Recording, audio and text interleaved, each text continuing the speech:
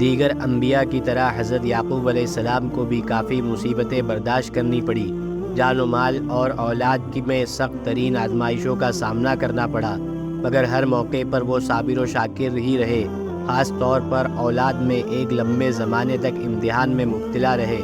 بڑھاپے میں حضرت یوسف علیہ السلام جیسے محبوب بیٹے کی جدائی کے غم میں روتے روتے ان کی بینائی چلی گئی تھی۔ ابھی یہ رنج و غم ختم نہیں ہوا تھا کہ ان کے دوسرے بیٹے بنیامین کی جدائی کا واقعہ پیش آ گیا۔ اس طرح ان کی محبوب اولاد ان سے دور ہو گئی۔ اس کے ساتھ ہی دعوت و تبلیغ میں پیش آنے والی تکالیف اور لوگوں کے اس دعوت کو قبول نہ کرنے کا رنج و غم الگ تھا، مگر اللہ تعالیٰ کے یہ جلیل القدر نبی ساری مصیبتوں کو برداشت کر کے صبر و شکر کرتے تھے اور اللہ تعالیٰ کی مدد کے طلبگار رہتے تھے۔